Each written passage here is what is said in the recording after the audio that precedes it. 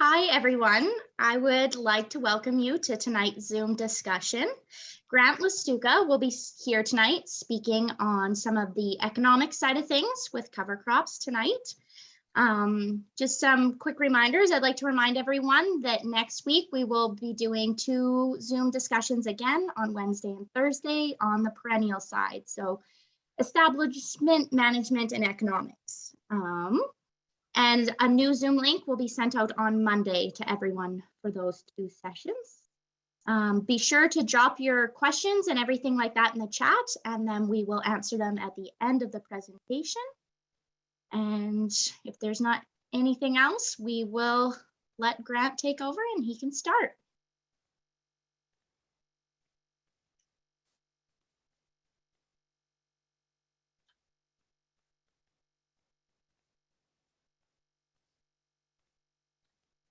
Okay, how is that, Amber? Is it coming through okay? Yep, it's perfect. You're good to go. All right. Thank you for having us here today. And certainly you've been hearing Amber McNish, and Amber is one of our exciting new dealers from the Manitoba area. I'm very fortunate. She knows her stuff and from a strong farm background, as all of the Union Forage staff are that work with clients. And you maybe know us. I've certainly, in doing this presentation tonight, we really rely on our dealers across the province and provinces, I should say, from all across Canada. And from that standpoint, Jolene Noble was one of our dealers in the Peace, and I were having a discussion this morning, and it was a really good thought that Jolene brought forward. So I said, okay, you know what, that really put a perspective on it. And Graham's helping me already. So he says, remember, Amber is an employee. And so my apologies, Amber, you are not a dealer. You are a forage specialist, and a competent one too, I should say. So Graham might be on a phone or away, but he's still got his nose in everything, as everybody knows. I'm going to move on to the next slide here. In terms of where we're coming from, the opportunity is coming up in December again, and Union Forage is part of this, working with the Forage and Applied Research Associations to put this event on. And the key thing here is looking at it from a standpoint of change. And I know when I went to school, I heard a lot about soil geology. And now we know that biology is driving the ship. And with that in mind, that's a lot of our thinking as we move forward from the soil side. But I'm sharing the economic side with you today. And the reason I think strongly about this, yes, I've got an ag economics background, but when it comes right down to it, you know, you have to put pieces together. And to look at one side without the other leaves nobody managing the landscape, nobody getting the landscape in the future. And as Dave Pratt so well said in this book, that we have to put a balance together. And it is important to know that the profitable businesses, the economies, the economics that I'll share tonight, if you're not in business, you're not in the soil health business. So we're going to also look at it. And when you talk to one of our dealers, or you talk, in fact, to any of us as staff in the field, we're always thinking like this, because for ourselves, that means a lot to us. We've all got families and we have to balance our time, and we'll try our best to think it through our way too, and think it through for your sake, because to us, success is not success until it's yours. The big thing I'm going to focus on tonight, and I'm putting it in perspective, and this is what Jolene helped me with this morning. I always find that at times getting focused, as Graham tells me, isn't my best strength. But what we're looking at here is the opportunity, in fact, so that we've got annual economic keys from extended grazing. And when I look at from the economic side, I see the yardage savings. The fact of the matter is, as soon as we starting the machines and managing and running them, The first thing we've got with that is an additional cost, and grazing is cheaper than feeding. We've got to look at it also from the standpoint of keeping calves with cows. The opportunities of a lot of these annual blends that are higher quality need to be used, and used for the sake of a cow-calf pair, quality sufficient for both. It's looking at an ability to put the whole herd together, the young cows, the old cows, and all of them doing well. And with that in mind, if the animals are coming home from a community pasture and some are struggling, maybe, I'm not picking on a community pasture, it could have been a drought-stricken pasture from last year, the opportunity to keep them together so our time is spent moving one herd, one wire, one fence, rationing, and having the yardage that comes from having one total herd, calves with cows even, and all performing. And we'll talk about that. The one thing we've been missing in my mind is something Clayton Robbins from Manitoba had presented many years ago when he was working with Ag Canada and Paul McCoy at Brandon, was we need a window of time maybe to take away the pressure on our perennial pastures and allow them to get that recovery they need. So next spring, they're going to be the resource you can count on. Using annuals to buy time to allow for growth of plants at a critical time when a perennial pasture, and we'll talk that in the economic session next week, but is something that's powerful to consider. And an annual for economics, it's where your 2 + 2 = 6. And that advantage gives us now 2 weeks earlier grazing in the spring. I also look at the manure and urine on the landscape. We know that that's a side of economics with fertilizer prices being so high that we want to get our fertility put back where it came from, because these integrating livestock and animals send what goes in one end out the other end really well. And it doesn't happen so well if it isn't on the landscape. We'll talk a little more about that later. So a grazing animal. The other thing that a lot of times we don't think about is the fact of soft weaning maybe, or getting those calves, having a mother training a heifer calf that's going to be part of the herd again in the fall, all performing and getting through a time where they're adjusting. And once we lose an animal through a respiratory illness or something like that, it really is important to know that that's $1,000, $1,200 off the bottom line. And hopefully you can sell your animals for that and more. The fact that we can get that gain and that cost of gain in a favorable manner, and we'll look at that a little bit as we go, and the fact that market flexibility, and you now have an opportunity. My neighbor called me last fall.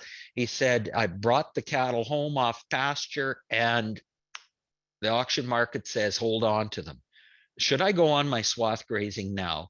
And I said at the time, Tom, you've got quality there. We know, pop them on it and they're going to do well for the week to 2 weeks. It's going to take you to position them in the market. Use it now instead of later.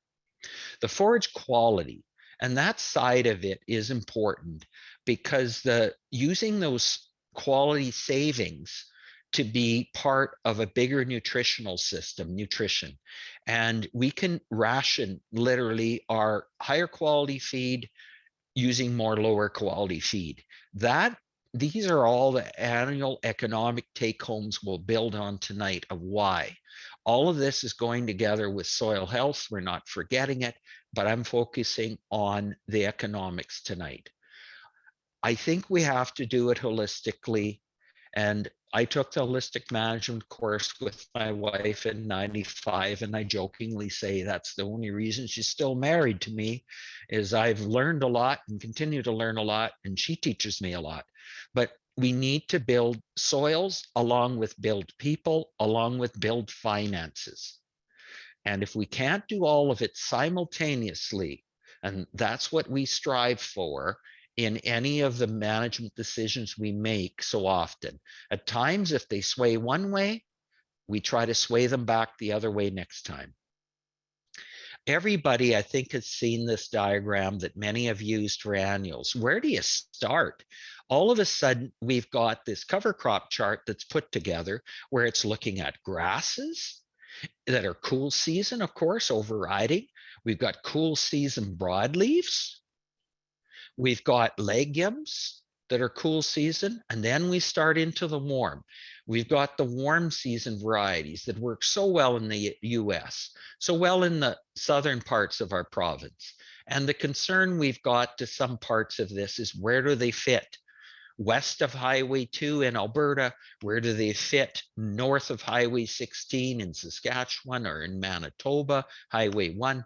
You're looking at all of this and trying to figure out where they fit as a warm season, where these warm season grasses fit in the picture. And in my mind, what we're seeing is all functional groups. And these functional groups, I break down into 4 components. And I look at it in terms of making it easier on myself, saying, I'm trying to get synergy. I'm trying to add up so that my parts become greater in a whole. And economics and soil. And if I am combining a nitrogen fixer, that's really important with today's fertilizer prices. And I'm looking at all the other things they provide and considering them for the sum of the parts. The vascular, arbomuscular, mycorrhizal fungi, I should have said fungi, but fungi didn't fit on this line actually, so that's why I went with that. But we're looking at all they bring, and these is what they bring. We go to our cool season grasses, we can depend on them. We know they grow in this environment. They're so popular in our cereals that we grow across the province, which ones work better, and the resilience they have at times of drought, in times of smoke-covered skies, in times of warmth and heat. Which one is better? Which one is worse? And the fungi side is always very good in these crops. We go to the root crops, and with the root crops, we commonly often think of them as the brassicas. And the fact is, the brassicas are not a fungi-friendly group. Graham talked to you last night about us putting the fungi on them simply as an inoculant to the soils as well. Why not? It's a little bit of insurance and assistance for everyone. And if we're putting the product together with bacteria, a little bit of a nutrient package and some starch that's going to help with water infiltration and also control of depth and seeding uniformity, let's put it on. But we're looking at these root crops for opportunities where their broadleafs are going to address some of the soil things. The fact that we can go deeper and return the nitrogen that we've got lower in the horizon if that's occurred. Some of them are better with heat, some of them aren't as well.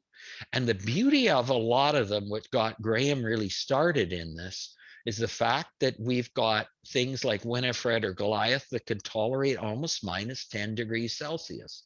And if they can tolerate that much, as an Italian ryegrass from a cool season grass could do that too. Lo and behold, not as good as 10, but the brassicas there, we can have a long season of green pumping a solar panel of carbon flow into the soil. The warm seasons we look to, and we know that that heat is certainly a strength. The fungi is a strength, and where they fit in the mixture, they're a difference maker because of being so different. And when I was down in the southern US, that's what they do with their grasses and legumes, is add a warm season grass to a perennial stand. And crabgrass was so often the one. But the idea was that the synergy of 3, and that was really important in a perennial situation, and it could be in an annual. What I wanted to show here is something from the Chinook Applied Research Association, and many know Dr. Emily Zavala, who runs the lab. How do you think you'd plant a cover crop after a grain crop or a pulse crop at Oyen? Very dry conditions. But when something happens, when the window is an opportunity. Dr. Zavala went ahead and put in a cocktail cover after a pea crop. I believe it was in August 11th that she seeded it. And here she sows a chemical summer fallow versus the cocktail. And she sent this to me to use. And we can see 1 year, 9 months after a cocktail was used, why is the color difference here so great on the surface? Why is the side view, again, even looking at the side view that's more platelets to a soil that has a little better tilth and structure to it? The point is that I'm not saying this can be that quick for everybody. What I'm saying is little baby steps make a difference too. And when somebody says you can't, well, can't you or can you? Does the window open up of opportunity this year because of something? Are you ready to grab it and do something about it? One of the big things many years ago, we worked with in Western Canada and broader even. It was a leadership even into the US for that matter, where Canada led the way. And the fact that we started to look at, when it mounted to it at BSE, we seriously had to look at our business. And it was the case of, if you've heard the story of a frog being put in cool water or frog being put in boiling water. Boiling, as badly damaged as it is, it jumps out of the water, not to live, but to get out and hopefully live. In the cool water, when the water gets hotter and hotter and hotter, it just sits there comfortably and cooks. We actually looked at our cow-calf operations through BSE and thought to ourselves, you know what? There is a fundamental problem in this business. We have structures of cattle operations around putting up feed. What was so hard for my dad is really easy for me, and I'm really getting good at this. And so we started in putting up more and more. Instead of addressing a weak link of need, we erred on the side of something that was as coarse, had to be dealt with, but having to be dealt with is still different than spending the whole farm to do it. And that's largely what I would almost criticize myself and others back then in the earlier days of not looking at animals to be part of the solution as much as they could. We relied on winter feed to oversell itself, because putting up those stored forage, 3 cents a pound, put up stored 3 cents a pound or $60 a ton. Now it's probably 4 cents a pound, actually.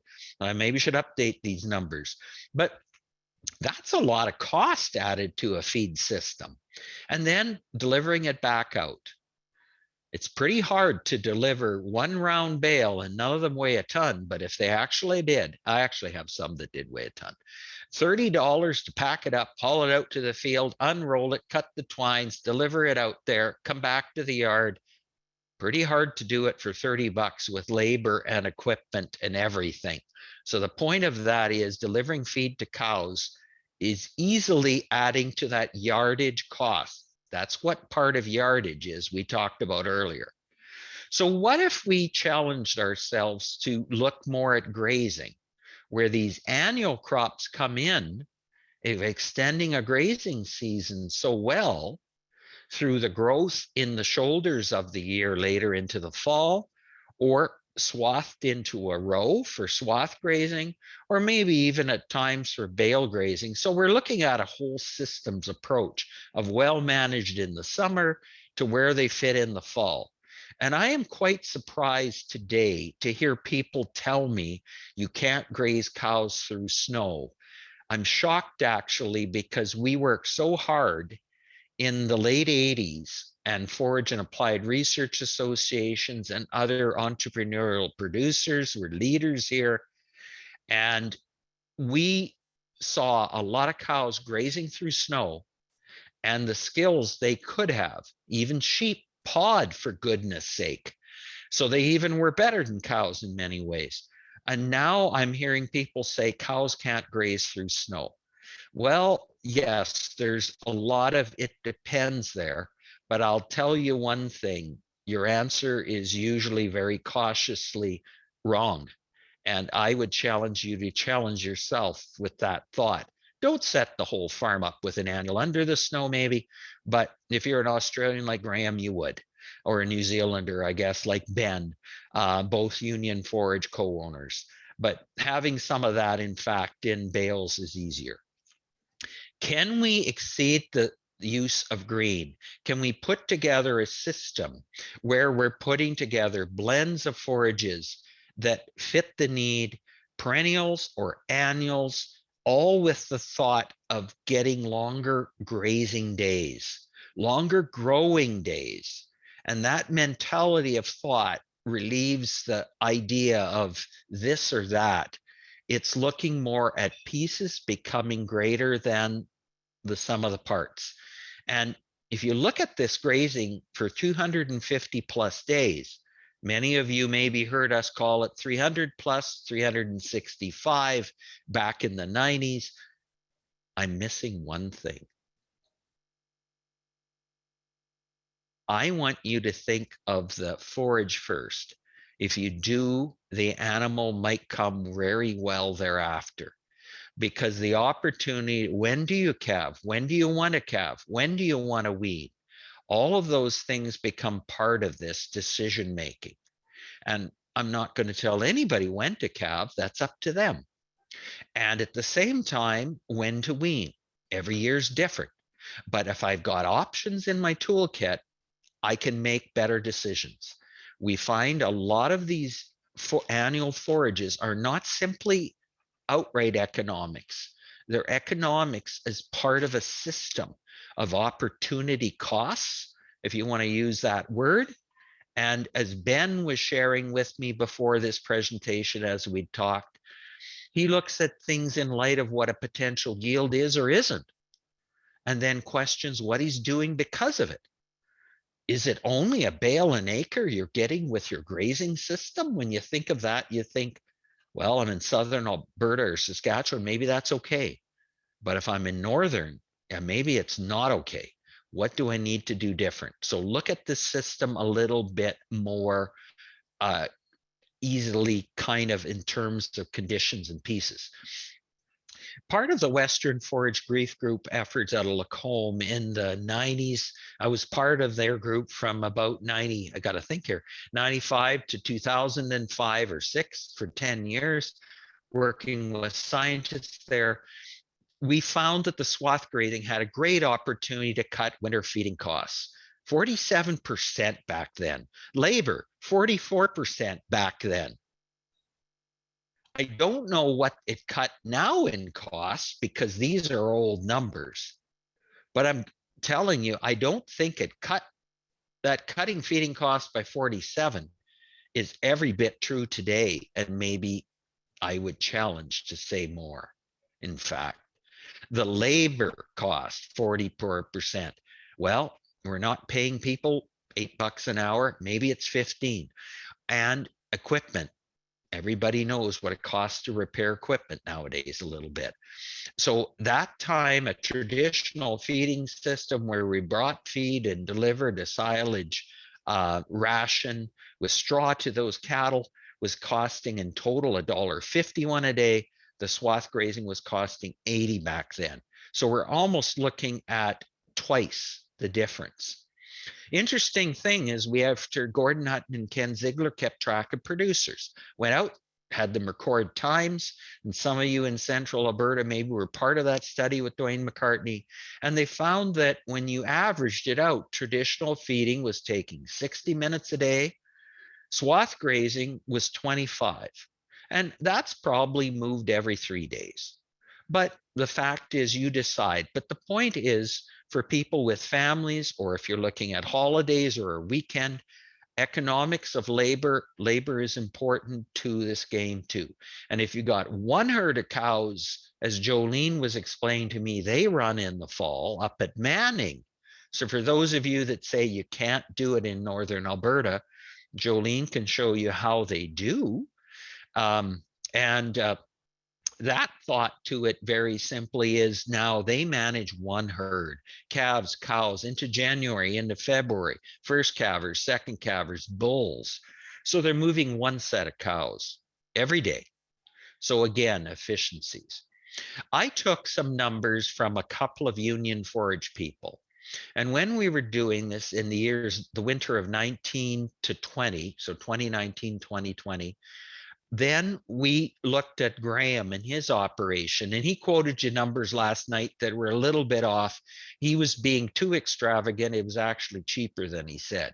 So we found it was costing $1.25 a day. For a calf, it was about a third of a cow. So that's where we put the calf in at about a third of a cow. So we started charging her in total, putting all these costs over the pair. And when the cost came out to $265 an acre, and in fact, Graham had 212 cow-calf pairs days per acre grazing, the cost, as you can see, of $1.66 per day for those units was everything in the kitchen sink pretty almost included. We didn't have power and natural gas and some things in there, but $100 rent per acre is a pretty good whack at you. So the idea with Graham's system, we were running those two units with yardage largely accounted for. I could pick a few cents, probably, and add on more if I was a really stiff accountant. Then we went to Mark McNish. And Mark's in northern Saskatchewan, of course, and Mark gave us his numbers. He was coming up with costs about of $200 an acre to get about 150 cow-calf grazing days for some of it. Then he switched to straight cows, cow days per acre. So we adjusted it. That's where the plus and minus comes in. Weather stopped him. So the $1.35 cow day maybe was lessened by spring. And I was just asking another fellow about their costs, and I started penciling it up, and then he said, you know what, we got stopped by weather. We're going to calve the animals back out, not to pug the land, but before the frost comes out or right after it dries up. And so what are our grazing days going to be? What is our cost per grazing day? But you can see those costs are very affordable back then, 3 years ago. And I'd hazard to think that their costs, of course, fertilizer costs have probably gone up, as we all know. Some of these have, but I know one thing, that certainly costs of equipment and everything have gone up. One thing I always like learning from producers, and that's one thing somebody said about Graham. They said, Graham sees things very black and white, but you know what? He'll change his tune when he sees something that makes sense. And that's what we hope all of us do at Union Forage. And that's one of the reasons I came to Union Forage, because I can speak my mind, and all of us can. And for the most part, they're all listened to.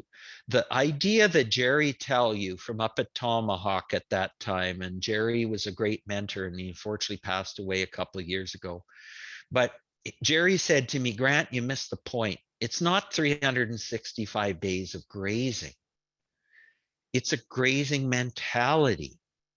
Just as we talked about a business structured around grazing or a business structured around winter feeding, the fact of the matter is structure it around your strength.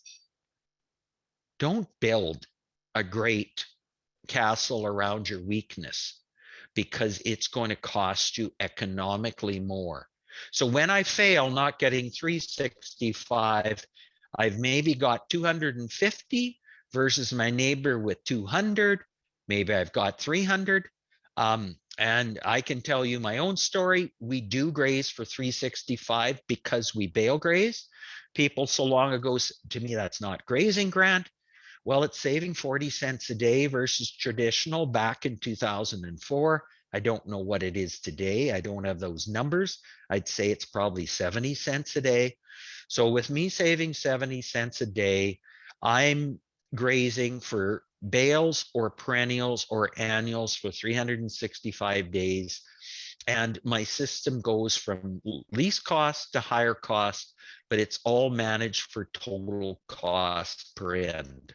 And this publication, when it came out at the time, I was so lucky to work with a gentleman by the name of Owen Nelson and Dale Khalil, and I did the economics with those pairs and used Alberta producers cow-calf data to try to make the numbers sound. This was a project for all across Alberta that had all the forage and applied research associations involved. And one thing we quickly found out we needed to put in here, it takes some planning, folks. It takes some management. Because some people said, you know what? The cows, I left them out on the perennial pasture till late in the fall and they sure lost condition. Well, when they're eating fresh air and sunshine, that's not a very good nutrient package. All of this comes down to planning, management, so you do get extended grazing. It doesn't just happen. So this is a publication that's probably one of the items that I'm most proud of ever doing in all the years of work with the groups. When we put the economics together of Alberta producers, we tried our best to use all their numbers to take the average. So these are cow-calf producers across Alberta.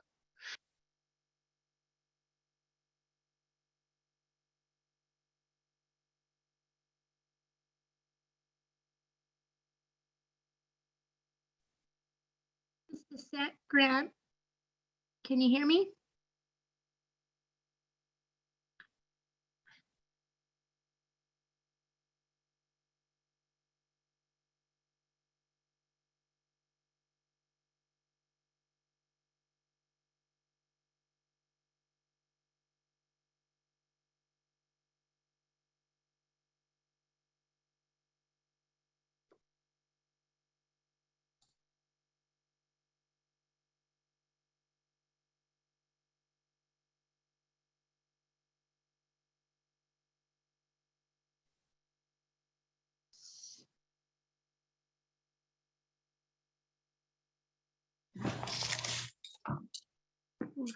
We can hear you now. Okay, sorry about that, folks. It's something that happens to me and I apologize to you guys. Can you hear me okay? Amber, is that good? Yeah, you're good. Does it need to be louder? Nope. Okay. Let me know if you want me to pick up. I'll pick it up a little bit and you tell me if is that good? Is that too loud or is it good? Too loud or good, Amber? It's okay? Amber, I'm waiting for your reply. Speaking here. Can you hear me or not? Amber, can you hear me? Grant, yeah, your sound is good. Oh, thank you very much. Okay, thank you again. I apologize greatly. We did these numbers and we tried to make them as honest as we could. We used producers' data and moved it across all of these for costs and used all those numbers to try to make them sound of thought. One of the things I think this shows to me is the fact that our perennial forages, we called them bank back then, are not as productive as they need to be. Swath grazing, simply because it yielded so well in 2004, dealt with the costs and exceeded them in being a better option than leaving extended grazing on perennial pastures. And I say that as something to watch for. That's why we emphasize perennial pastures and fences, waters, legume with grasses, other things. The bale grazing didn't save as much, but when you're looking at all of that, I want to show you savings per pound of calf raised. And we'll get into this a little bit more, but all of you seeing, the fact is that if I'm employing this system for the full 200 days that I'm comparing each to each other, I can now literally, with the straw chaff bunching on land and supplementing even, be able to sell my calf for 40 cents a pound less than the traditional producer, and I'd be equal with them. The point is, this is some money I don't want you to give away to somebody else. I want you to keep it in your pocket. And where that comes from is yardage largely. I put all this down. It's a lot of writing, but the fact is it's all the pieces that in fact go into yardage. And when you compare them all, put them all in, and people say, well, you know, I don't include that, I don't include that, I don't include that. Well, somebody's got to pay them. And in the end, we used average of Alberta producers and what their numbers were when somebody sat down with their record keeping, their expenses, their income tax, and apportioned it over everything. Said, okay, you're running a grain, you're running a cow-calf, we'll split it, this is how we'll do it. The point of all of this is costs of yardage. And why I'm focusing on that is because I don't do them, and I don't know how many of you do them, but I will share with you something so that we all can learn together. Because what we found with yardage back then for the average producer, be it in Alberta or Saskatchewan 22 years ago, was something in that range. Saskatchewan producers had very similar to Alberta yardage. What would it be today? That's not feed. That's bedding and all these other components we talked about. Swath grazing yardage was very low then. Straw chaff bunching, because we were supplementing. I personally wouldn't. I'd play some games there. Bank stockpiled forage. The yardage was actually higher because it didn't cost much, but when you were trucking cows to a pasture and put a little bit of wheels under it. Call from 15877. Anyway, and luckily my wife got that. The bale grazing side of it is another one that actually fared pretty well, but the yardage was a combination. It was 40 cents per cow day. So we're still saving money. So when somebody says, I can't afford the feed waste, well, I've got 50 cents here I can throw away and be equal to you in yardage. That's the point we're trying to make here. One thing to watch, Kathy Larson from Saskatchewan, a great economist, when she looked at it, she said, I'm not going to give you these ranges. You know why? Because nobody's an average. When you start coming up with an average and saying, well, my yardage is probably average, you're not right. In fact, the fact is that low-cost producers had a yardage that was 1/3 of what the high-cost producers had for this Alberta study. It's only 158 cow herd, but the same true in Saskatchewan when Kathy did it. So I'm talking Alberta with what came about, but it's also true in Saskatchewan, I know. So what about Manitoba? I think they'd probably say the same story. So yardage costs really vary. We're looking at that kind of a range. I know one thing I'm doing wrong, and I'm going to pop back there. I'm going to pass over this. This is where I think it's important one to consider, because Dale Khalil said at the time, you know, just what we were saying, structured around high-cost winter feeding systems. Essentially, what they do in summer dictates what is done in winter. So if we're spending a lot of time with good grazing management in summer, chances are our winter focus will be on lower feeding cost systems that are looking more to build around grazing and everything. But that was what he found from those Alberta producers' data he went through in the 2000s. Where I'll share this, to me, I don't want to spend so much time. I just want to speak in your language. Savings per day per cow. We look at 200-day winter feeding period. We look at a 1,450-pound cow. We start in fact, looking at it in light of the fact that we are going to save how much per cow per day in these different systems. That's where the savings of swath grazing over traditional of $1 a day started to get said. Well, what if it's not a cow day? What it's saving per pound of calf raised? And so if we look at pound of calf raised, this is where the comment, I could take 40 cents different because the traditional system had that much overlapped for me. The point is, savings per pound of calf raised, savings per cow day. And taking it further, you saw those other numbers. I don't know if I want to spend a lot of time, but just to say, if you want to look at the cost over traditional in percent, yes, there's some huge numbers here. Even when you fail, you have great potential to still be ahead, is my point. And I'll go from there. The thing that was found that was interesting in the Canada and US, because when we looked at some of the economics across, the fact is, somebody said, well, I don't know if you low-cost guys are the most profitable one. Well, all the cow-calf producers surveyed in Nebraska, Kansas, across Western Canada had a commonality. They were low-cost and they were the high-profit ones. And they always tended to have a longer grazing season when you started to look at their days on pasture or on feed. They use less winter feed. And, you know, I'm just driving home a point. They had less overhead and equipment, and they tend to have longer grazing seasons. I can't even read this at the bottom because I've got a footer there that's blocking me. Longer grazing seasons in all of them. So it's certainly something that is not just me or you.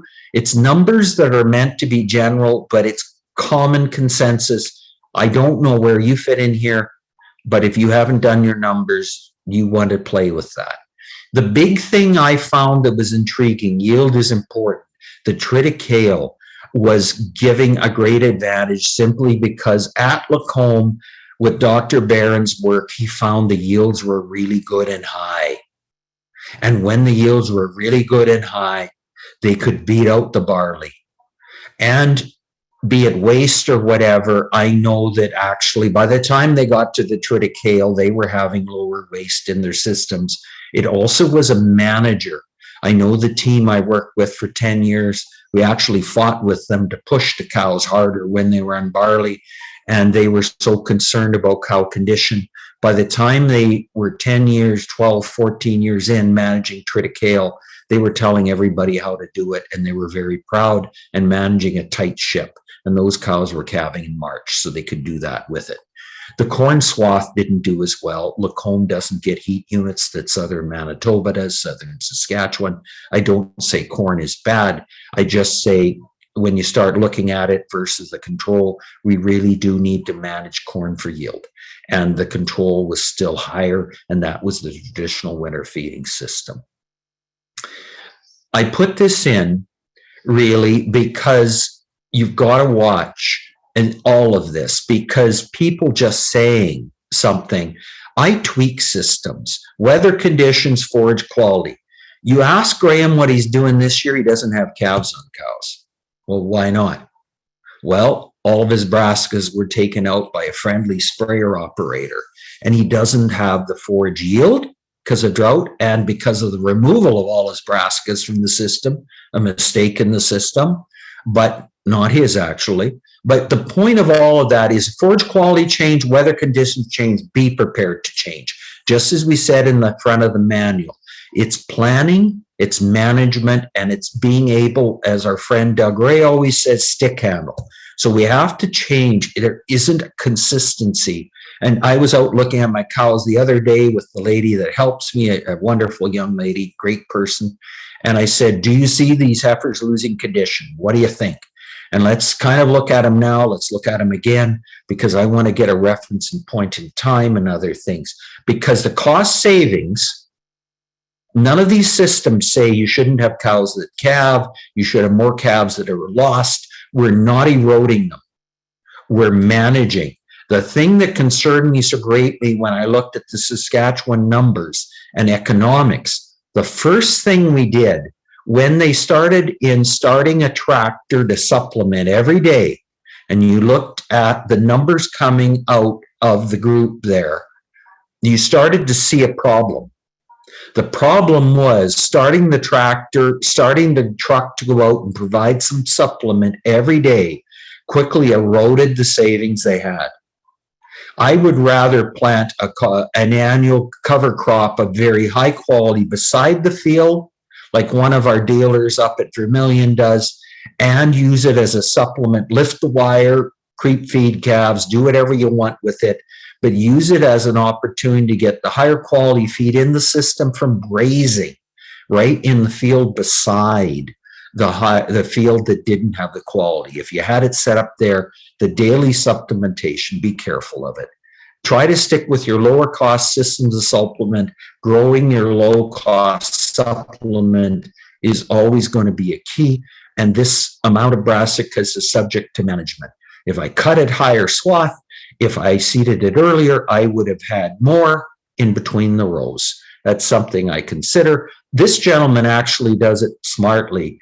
He has straw chaff bunching on a person's land, and he buys the guy's hay. And then he takes that hay in, and in fact, just takes that guy's hay, feeds it on that guy's land. So he's not dragging the hay from home. He's got the truck sitting over there. He can hop in his little Pinto car and scoot over there and hop in his truck and deliver the hay out on the field. The guy's happy because all these nutrients are applied. He's straw chaff bunching for him. And Rod, who's up at Merithorpe, grazes straw chaff bunches, supplements when the days are really bad. With the hay he's got, extends his grazing season quite long by rationing out his straw chaff bunches with good quality hay. He's got a system where he can do a lot of things right. And when the weather turns against you, if the drought is upon you, anything's a tool. And it could be expensive supplement box. Growing it is always going to be greatly appreciated. And here you see the triticale, you see the brassicas, you see the material of the C4 of the sunflower present in the mix. But we're looking at biodiversity to feed the soil, feed the cow, and a good, strong yielding crop with the oats that's present in there as well. And remember, as we're looking at it, yield is important because when the plants are yielding, I'm a real cheapskate. And anytime I've got something working for me, just as the cows are putting it back on the land, plants are actually feeding the soil at the same time, but they got to be growing and green and productive to put 40% food back to the soil in exudates. What I was going to show here is a basis. One thing I saw when people often look at crops, and if you look at a lot of Union Forage blends, you'll see a lot of them are built around what works. Cereals that we know perform if the weather's cloudy, if the weather's smoky, if the weather is a bit dry, they're not as great. But if the weather's too wet, it still does things. So we're looking at a cereal. In this example that was compared at the University of Saskatchewan, they looked at a polycrop and they looked at a barley. What they found with it was the fact that the yield on the polycrop was not as good. And this is tons per hectare, so you got to adjust by 2.4. But the point of all of it was the barley crop was better. So you'd say, well, this polycrop's not the best crop, it looks here. And no, it wasn't here. Grazing days weren't enough here in this example. And the barley crop gave more. The weather stopped them if you read all the details in here. But beyond that, the weed became an issue. But I noticed one thing that really bothered me. I looked at all that weed pressure and everything. I thought, yeah, that's a challenge. Now, how do we deal with it? The weather's a challenge. How do we deal with it? Then I looked at the cocktail crop, the polycrop. And one thing I saw that troubled me, I'm not a risk taker, and I'm pretty stubborn, being Ukrainian heritage. Our prayers go out to those people. The fact is, all of these polycrops did not have a cereal, did not have a pulse that's a true annual legume in them. They had what I view as a higher risk investment, all in polycrop. So when it was seeded would have been crucial to this success, how well it was managed, but it didn't have stubble. And so I'm not comfortable. You'll see a lot of stick with things that work, then tweak it. Go far in this way. And I'm not saying don't, but I'm saying be careful doing it. Pick your spots as you go to look at those mixes. The big thing I think we can use these for, as we talked earlier a little bit in the very front, I think we can give our perennial pastures a break and allow them to grow and set up next year's growth. But perennials do it in August, September, October. And if somebody said to me, well, we don't know what's going to happen next year on our land, so how do we plan a grazing system? My argument would be to them, your plants are speaking to you already. If you didn't have enough growth on your plants in the fall, you probably got your answer for what you're not going to have next spring. I use this example. I don't want to spend a lot of time, but I want to support something. And support something that Okemo McCanier at the Peace Country Beef and Forage Association did and his work. This is just one study, folks. It's 2 years. It's high prairie and it's at Fairview. And he found the highest yielding in terms of marginal returns cost benefit ratio were these 4 series in his crops that he was growing. And he went ahead, and I'll share you a little bit more in a minute. He was looking at them, and his final conclusion was put 3 functional groups in there. So when you saw the functional group way back at the start, he largely found this story gave this story. A cool season grass, a cereal or Italian ryegrass or such, a legume of some form, and a brassica of some form was largely his benefits. Let's look at 4, 8, 10, and 12. 4, 8, 10, and 12. 4, I want to just see for a second. Here we go. It's got a warm season. It's got a cool season in oats and barley. It's got a true annual in 40-10 forage peas. It's got a brassica. It's got perennial legume in other countries, but here it's a legume that's an annual that doesn't survive as well. So it and crimson and laser all don't work as well. In 3 weeks, peas are making nitrogen. These don't do. And Graham showed you this last night. So number 4 mixture was the best in returns. Number 8 mixture. Okay, a barley, triticale, and a 40-10 pea. Not 3, just 2. But number 8 was the second best one. Third best one. Commonality here again. We had an oat variety in here. We had a pea variety in there. We had a cool season grass that's a ryegrass. Akeem made the comment that the sorghum didn't do well, cooler climate and everything. But you look at the mixture, hairy vetch, and you've got crimson brassicas in it. The last mixture that was fourth on the list, again, what has got in it? An oat, a pea, and a brassica that's really productive, a triticale. You see my point? In my own mind, do this based on where you start. As you get more experience, as you play with it, if you've got different needs to meet as functional groups with soil areas, please do. But economically, I'm going to tell you, I think it's important to stick with it first. What was the quality? He compared those mixes to monoculture cereals, remember, and the yellows, the quality, all were very good. And when you went to the crops, of course, there they were. I shouldn't have had that one show first. The forage dry matter yield per acre, the highest yields came from the mixtures. I will qualify, be careful. He didn't fertilize this at all. Union Forage does not tell people do not fertilize. We say to people, manage for urine and manure to go out on the land, do a soil test, and know what you've got, and plan accordingly from there. And crude protein, again, very good crude protein numbers is my point. So we're looking at something that's kind of working all the way around. It hits the bill and it nails it to me, and that is what we're looking at. So from a 300-day, as Jerry you talked about, and 300-day grazing mentality, another friend of mine, Dale Ingstrom, who many maybe know from our feed lab at Alberta Agriculture for many years, Dale said, Grant, it's a 365-day nutritional system.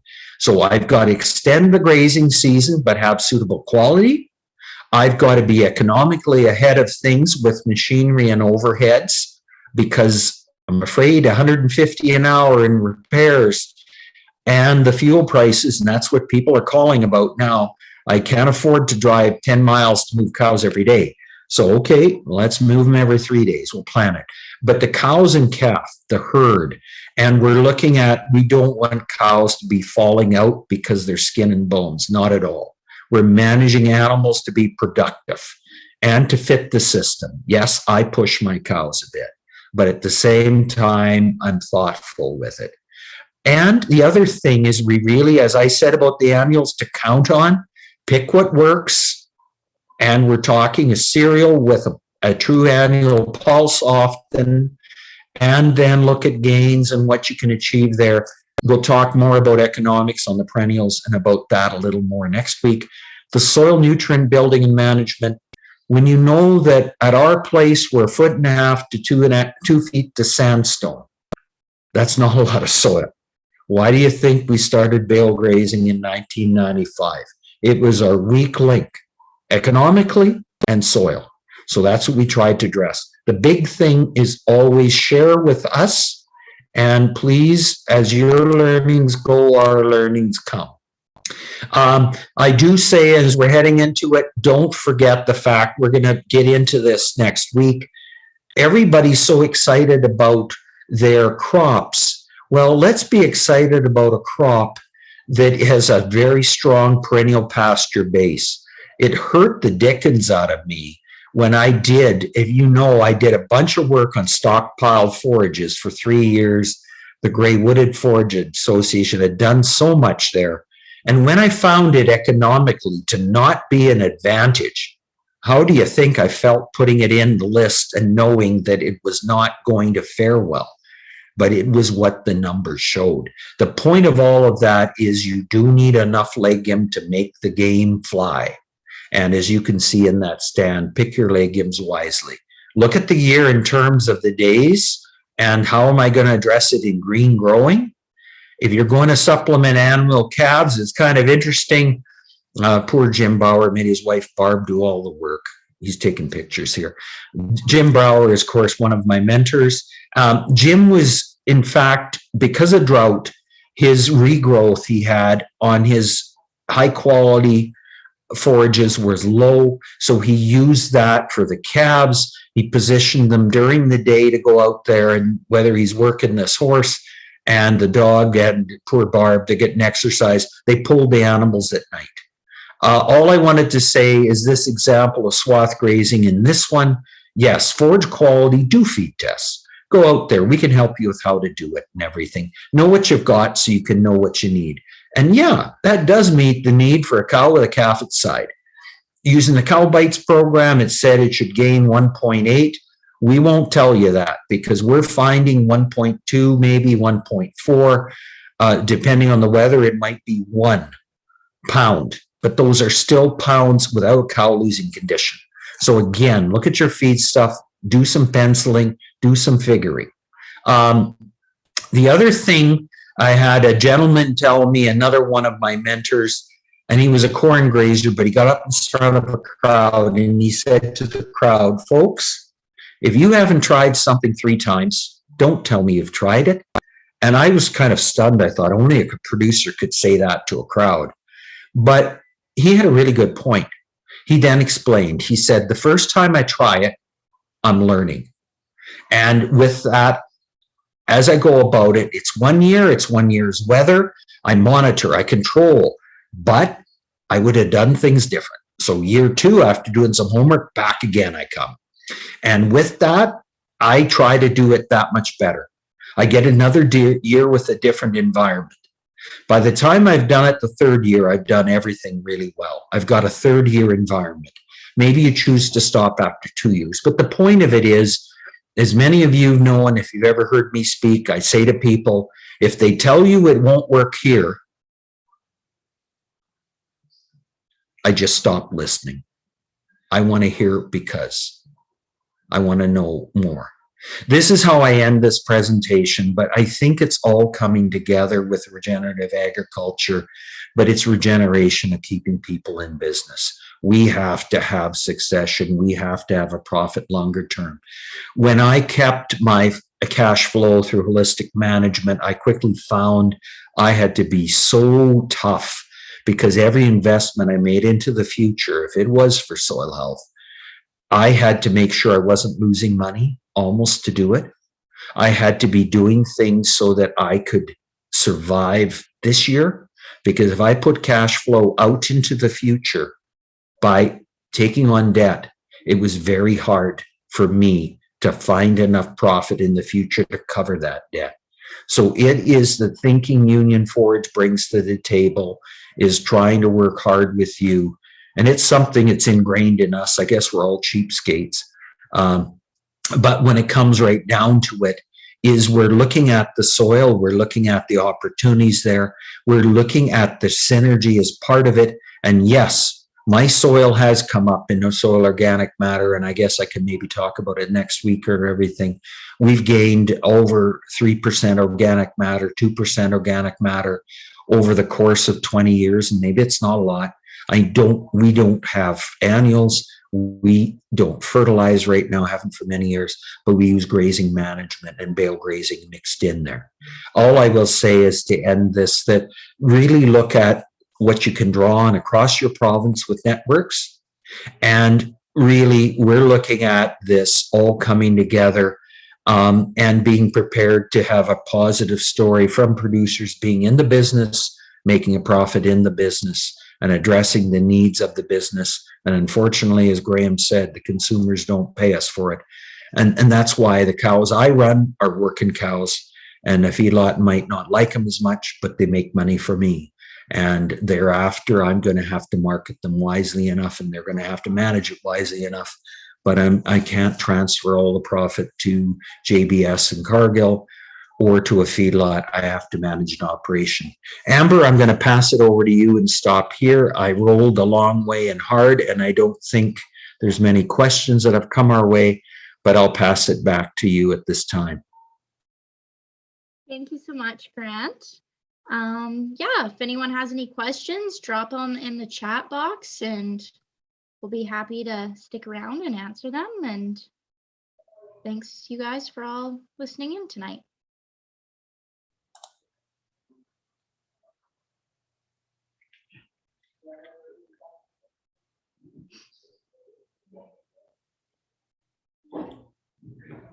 Take advantage of the opportunities, a couple next week. And hopefully give you somebody a call. If you got any questions, we'll work from there. There is a question here. Grant, do you have any input on foliar nutrients? Foliar nutrients are something that I think everybody's looking at cutting costs of fertility. And yes, I've got some phone calls on it. I guess I'm not the right person to ask. Somebody that has a lot more experience with them and trying them and using them from Alpine or from like our friend Daryl Chubb, who does work in this area a lot. I have a harder time with them right now because, to me, I don't understand them well enough.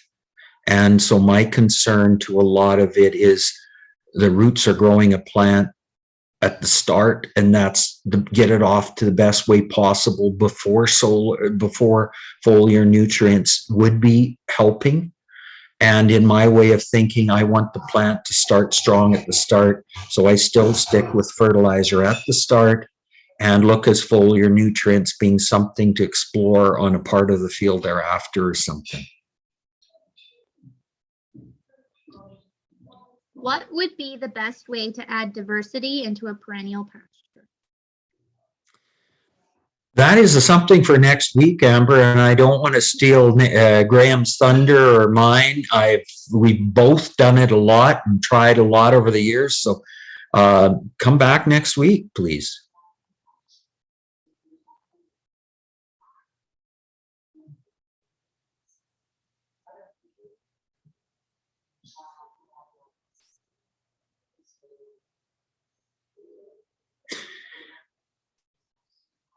If there's not any more questions, we can end tonight's discussion and look forward to seeing you guys all back on Wednesday. Oh, this question came in. How much has the drought limited our options, and what would you recommend to help get through this? Perennial establishment might not be an option going through drought with grasshoppers and things. Yeah, you're right. One of the worst parts about drought is you wish you should have, could have. And the fact is that you make decisions and plan and build. Every year, we have got variable weather patterns that we live with, and we have to manage through and stick handle. I watched peers that were selling cows in June, and I thought, oh, that's a canary in the mine, because they were my mentors. Why were they doing it? Why were they letting yearlings go then? Why did they let cows go in June or July? All of that is mitigating steps for drought. And the biggest thing I have to pose as a concern is that perennial pastures are not so forgiving of getting their teeth knocked out of them. And with that in mind, they're setting the stage for next year, and we'll talk about economics on that to next week some. What I'm looking at here is trying to plan my systems around moisture events, looking at, we had a fellow called us last fall. It was two-thirds of the way through August, and said, I need some forage seed from you right now, but I want winter trit and sweet clover.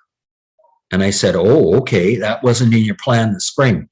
He said, no, but I'm worried about next year already, so I'm going to be prepared for it. And so we bought a bunch of winter trit, ran down, took 2 trailer loads out of Calgary, and away he went back and planted it all. And now he's got something. He called back and said, should I graze it this fall? And we said, yeah, do it carefully.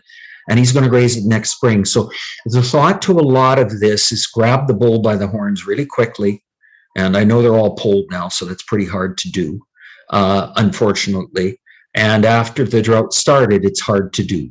But getting something seeded early, minimizing the cultivations you're doing to the landscape in the spring, choosing the fact that the moisture and snow melt and everything is something that be ready to act and move on it, and do your diligence with your animals to try to mitigate the damage they're doing to as much of what they're doing. First thing I say to people is, if you're not going to do all that, then you've made no choice but group your herd. You have now got one herd. I'm sorry, you don't have all the breeding cycles and different bulls you wanted.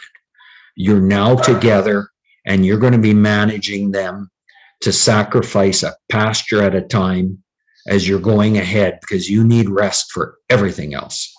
And the idea, that's one of the things that, I only keep heifers for my first cycle. I'm not going to keep heifers for my second cycle. Maybe I shouldn't care. Maybe I should be grouping herds. And as we've seen with many people, yeah, it's a little tough, but we can get 3 neighbors together and send cows down a road and keep them on it if we get enough people and a good set of horses. Don't allow the guys with the horses that are trying to be broken coming with you. You'll spend more time trying to get them out of suit. But all said and done, dogs, horses, moving things, you say you can't, and then you'll talk to somebody like Sean McGrath up at Vermilion. He was telling me all the things he did. And I'm thinking, okay, I'll add that to my toolkit. I'll add that to my toolkit. Take advantage of the Amber McNish with all of her experience and what she's done in the past, Graham's and others. And through all of it, try not to bite the hand that fed you too hard. And bite the bullet at times is the worst thing to do at the time. But I've got to admit, when I know my economics and they're on the table, and I know I'm losing money by that move, it's a little easier to sell my grandmother's cow. So I can do that when I know that I've only be stupid to be keeping her when I can't afford to keep those animals and lose money on them all. I'll choose to lose money or lose less or lose none with a smaller herd.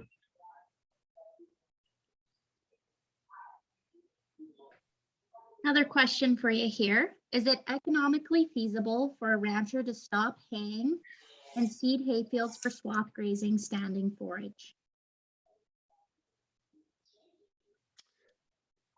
Okay, I think I recognized the name from way up in the piece a long time ago. maybe what you got is what you got, and it might be that you in fact graze hay fields. And the challenge is this year we're telling a lot of people grow as much forage on your own land as you can, because it's going to be hard, we think, to buy. Some of the drought, a guy called me this morning and he spent some time with me and he talked to Graham last night. Some of the drought maps in the US are really ugly and they're scary. So we think up here we're supposed to get moisture, but that's if we've been good to God, I guess. So we're guessing. So my comment is try to graze what you've got there. I would question taking it out of production at any point in time now.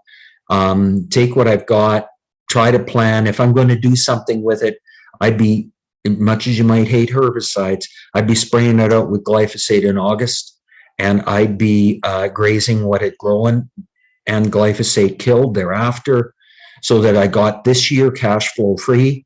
And I'll share that recipe with you next week when I'm doing the economics of perennials, taking them out and turning them around and moving them through. The perennial stands, the answer is always your situation, your conversation. Give us a call and we'll talk it through.